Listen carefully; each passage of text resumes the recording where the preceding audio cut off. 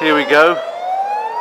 There's how fast the Skora Pomosh or ambulance gets to you in the Moscow crowds. They've got it completely covered. When there's an accident which causes this kind of a tailback, we've now got not one, not two, but three ambulances desperately fighting against the crowds to go and save lives, and I'm walking faster than they're making progress, and have been for some time. Then it dawned on me I should actually document this. It's actually quite shocking that society works in such a callous way here that nobody's willing to make way, nobody's willing to get out of the way. You could understand it almost for people like the police. Police sooner or later get on everybody's nerves, I suppose. It goes with the territory. But for an ambulance, which any of these people could be needing in the future, nobody seems to want to let them through. They're back there. They're still, actually, I'm walking so much faster than them that they're, even though they're on this side of the road, trying to pick their way through this traffic, they're actually getting less. Their voices are getting less loud, not stronger. This person's turning his car aerial into a fishing rod. So completely, I was going to get in a bus because I came out later from work and it's already dark coming out of work. So I was thinking of getting in a bus to go home. However, there's obviously some inability to. This is a lovely way of pushing so that you can't even get down the pavement because they block the pavement off almost completely. It's not just the cars that can't go, it's the pedestrians as well. So here we are, you see, it's completely blocked. I've got to do the kilometres anyway tonight, so we'll walk down here and you can get an idea of what Moscow traffic is. Of course, it's not like this every night. I don't want to give you the wrong impression. This channel's all about truth and honesty. You've got to have a real cross-section of what goes on that you can see here on this channel, and not just the extreme things when the camera comes out. I want to be honest with you that this is the worst I've seen it coming out of work so far in over 2 months now.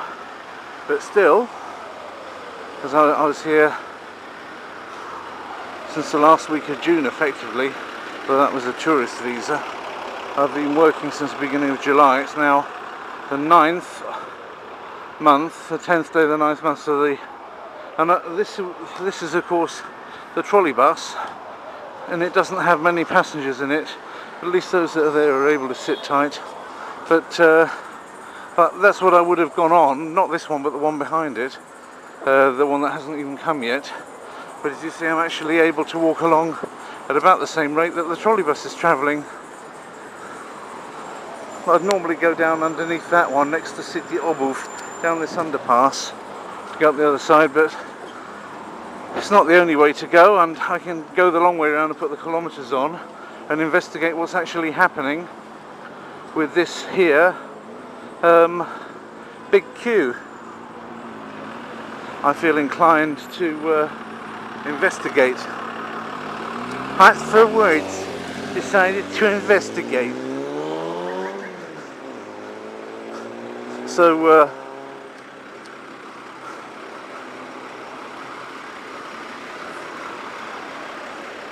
she came from Moscow as well, I suppose. So there we are.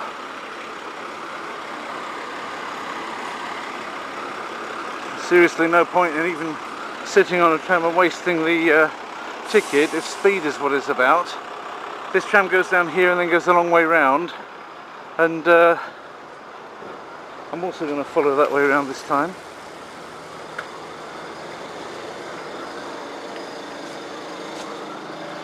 She's positively sprinting.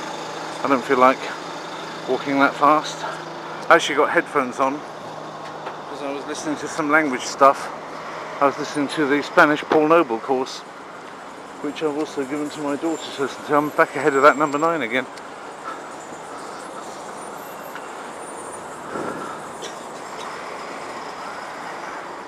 And the ambulances, of course, are still not caught up with us at all. Nobody's letting them through. They're still way back there. There's not the slightest bit of compassion in allowing them past. This underlines really a difference between Moscow and Warsaw. In Warsaw, the cars make jolly sure they get out of the way. They just turn off to the left and the right. And I'm pretty sure, if I remember 10 years ago, they used to do that in Russia as well. But they're obviously not doing it now, or the ambulances would have passed by a while ago. They're still back there, still with their sirens on full, and nobody's letting them through. Really shocking. Don't have an accident in Russia, boys and girls. Your blood will have flown out of your body by the time medical assistance comes.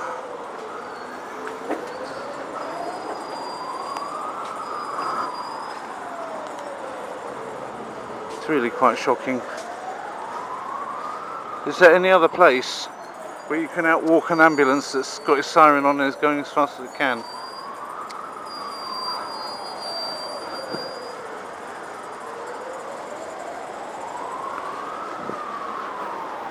Quite frankly, the paramedics who are in there would do better to actually get out and walk and with their bag and get to the place where they're needed ahead of time.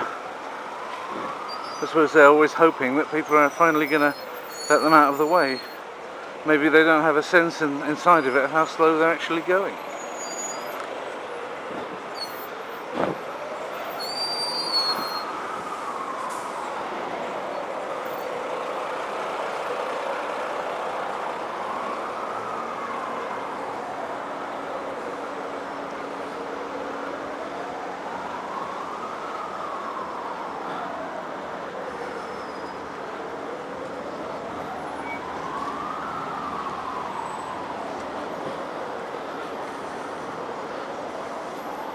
You see, it doesn't happen every time in Moscow that you get a complete snarl up like this, but when it happens, there's nothing you can do.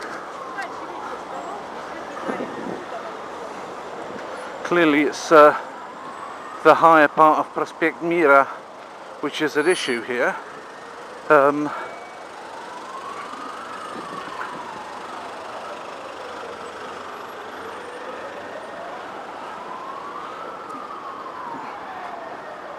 I don't think the underpass is really the bit at issue. I may as well go under and look at it from the other side, because I need to be on that side anyhow. I'll go under this one. I don't suppose that the ambulances will have come up by the time I get to that side anyway.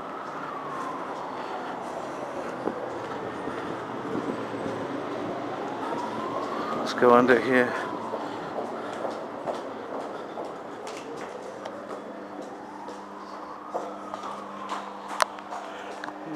Absolutely useless when it comes to battery power. I've already run out of battery. I have to replace this battery now when I get to Poland. The first thing I have to do is replace the battery, because this is just not giving proper valuable filming time anymore. I'm just getting, that was just 8 minutes just now. 8.47. It's not going to be very good if all I can do is 10 minutes of an evening. Really no good.